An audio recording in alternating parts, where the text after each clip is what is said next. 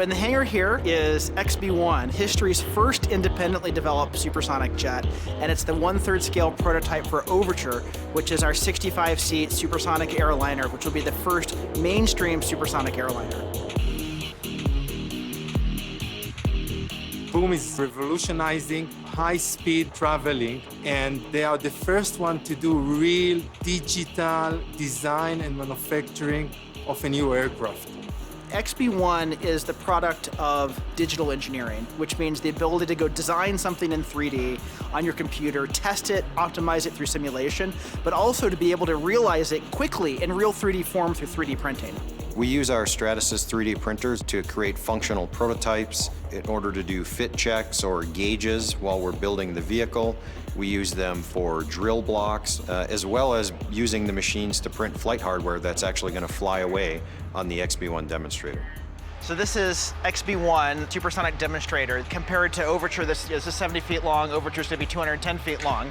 So a smaller airplane, but it's got all the technology you need for mainstream supersonic flight. And our designers, using in-house 3D printers from Stratasys, were able to go see how the designs were working, iterate faster, and ultimately come up with parts that are better designed, that are more lightweight, for less time and less money that would have taken otherwise. The way they are approaching the development cuts years from the development phase and also at the manufacturing stage. So we have built hundreds of 3D printed drilling fixtures, jigs, other kinds of build and assembly tools to make XB-1. This drill guide is used for drilling holes in our aft fuselage. Using the Stratasys F900 on this particular drill block saved us about $3,700, and it also saved us a significant amount of time. So instead of taking weeks for us to get a CNC 5-axis machined aluminum component in-house, from a design to part in hand, it only took us a couple of days.